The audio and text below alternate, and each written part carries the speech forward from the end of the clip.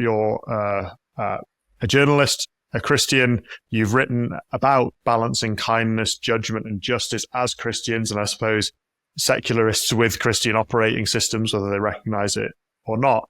And you don't necessarily have to riff off the immigration point, but there are lots and lots of pressures on Britain today, and I suppose much of the Western world, which strains people's moral operating systems and is making people respond in ways in which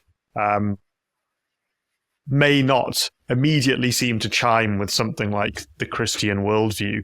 So I suppose my question, Niall, is how does one balance kindness, judgment, and justice, whether you're a Christian or you're just operating with a Christian mindset, and what might that mean for public policy in some of these hot button areas? It's a very difficult one. I mean, something I've been thinking about and I'm hoping to write a piece about at some point is the way in which I think all political perspectives and all political viewpoints, in a sense, need Christianity to be a kind of a civilizing force, because all political ideologies have, I suppose, what you'd call a failure mode. So for my own politics, which is, kind of traditionally conservative and sort of, I suppose, patriotic, that, the failure mode is pretty well known, because if you go too far, you get a kind of hard-edged nationalism, you get racial bigotry, and, xenophobia and all those kind of things. So, and maybe, on the left, if you take kind of generally left-wing principles, and those aren't leavened by an understanding of the importance of the individual and of freedom, you get, the terrible communist tyrannies we've seen in the 20th century and still today.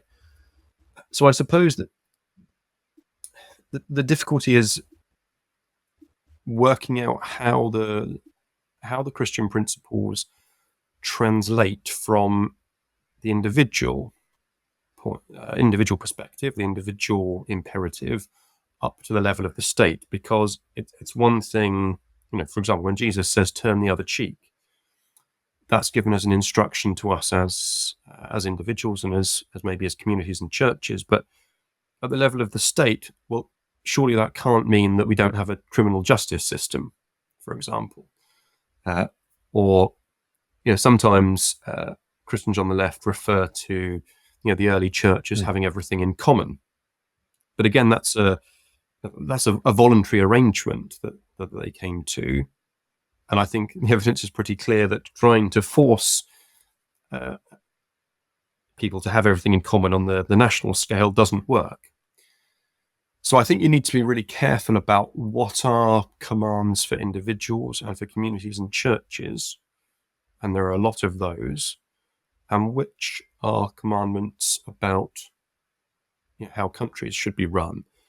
And I suppose the other point is that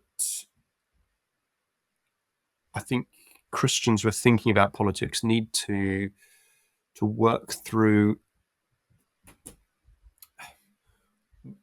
is when there's a direct threat, when there's some clear Christian principle at stake, that's where there's a real important opportunity for Christians to speak to a particular problem.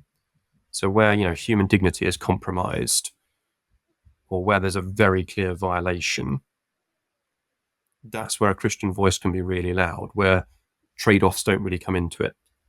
So something like assisted suicide, abortion, these kind of issues, where there's a clear kind of Christian principle, or even the basics of a welfare state. You cannot not have a welfare state if you're you want to have a Christian politics, because you need to have that baseline level of support for the poor. So there's a kind of human dignity angle there. But most political issues aren't really like that. They're about trade-offs. They're about weighing competing priorities. It's like, immigration is the big one that's in the news at the moment, as you've mentioned. And again, there's so many different trade-offs there to think about. With kind of the welfare of newcomers, the welfare of the existing population, and whether you need to kind of maintain a certain level of prosperity in order to keep on being able to welcome other people in future. It's like, the idea of if you let the country become too chaotic and disorderly, you can't help people in the future. It's like, you have to it's the idea of being physically fit so that you can help other people. So there's all these difficult trade-offs and competing priorities. You could say the same about tax rises. You could say, well, it's important for the wealthy to pay more tax to, so we can redistribute wealth. But then you say, well, that has downsides too, because taxing wealth, taxing business more seems to reduce growth, which means there's less money to go around for everyone. So there's all these different trade-offs. So I think Christians need to be really careful to kind of distinguish situations where there's a very clear principle that, maybe something that's intrinsically wrong, and other situations which are most political questions where there's a lot of trade-offs.